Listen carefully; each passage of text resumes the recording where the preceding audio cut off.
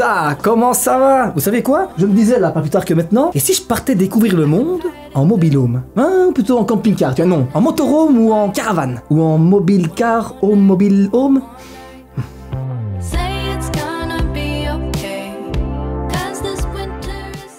Tous ces noms de voiturettes mobiles, là, je m'y retrouve pas, moi. Pas évident. Et pour cause, mon cher Ludovic, l'erreur est aisée. Car si tous ces logements méritent d'être des alternatives aux voyages classiques, ils ne sont pas tous aussi mobiles que l'on veut bien le croire. La caravane est une remorque habitable tractée par un véhicule automobile.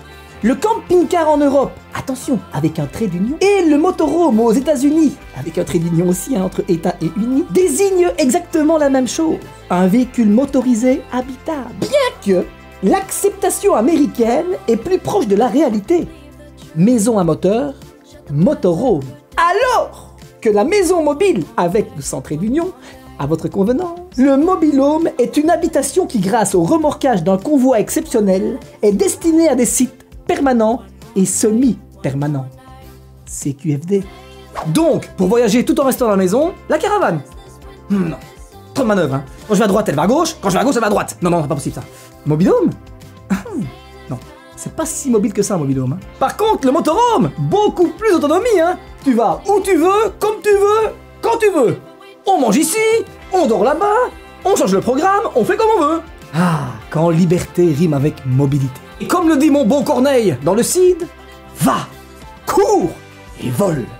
Et voyage si possible en camping-car. Enfin, un truc dans le genre quoi. Et c'est pas parce que ta maison a des roues que tu peux rouler en pantoufles. Hein. Non. Bon les copains, moi je vous laisse ici, mais c'est pas fini hein. La deuxième partie arrive tout de suite avec mes bons plans validés par mes potes. Vous allez voir. Hein. Et surtout, rendez-vous sur ma chaîne, vous allez voir un plein d'anciens épisodes, celui-ci bien sûr, et d'autres qui arriveront plus tard. Ciao.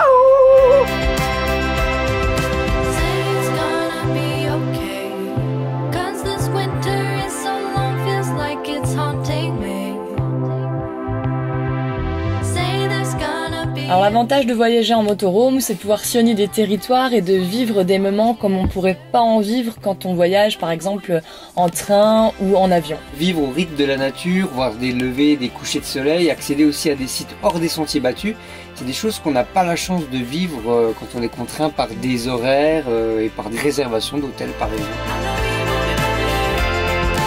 Il y a des découvertes à faire partout. Il y a un tas de villes et surtout de villages de caractère qui sont faciles à visiter en camping-car. Je pense à Chassepierre notamment, ça c'est un gros coup de cœur pour nous.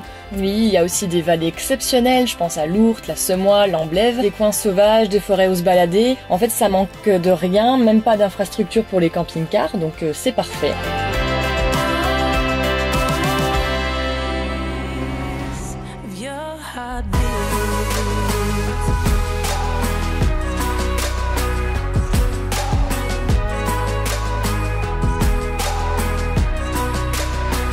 Il y a 10 emplacements pavés en plein centre-ville, à proximité des commerces et des restaurants. Pour faire le plein d'eau, les services, l'électricité, il y avait aussi une machine à laver à 4 € et le sèche-linge à disposition 1 € la demi-heure.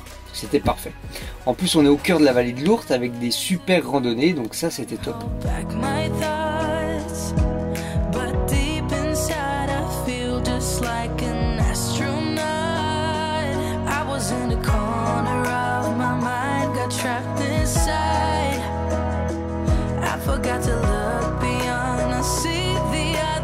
On a développé des emplacements tout près de l'étang.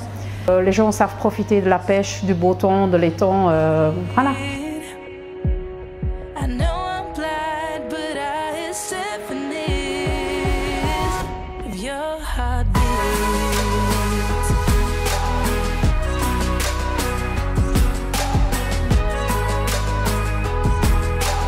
L'aspect de la nature dans la région est quelque chose de vraiment très important, qui est donc mis en avant par une multitude de promenades balisées et autres. Bien évidemment, la visite de la grotte qui est presque, je dirais, mondialement connue.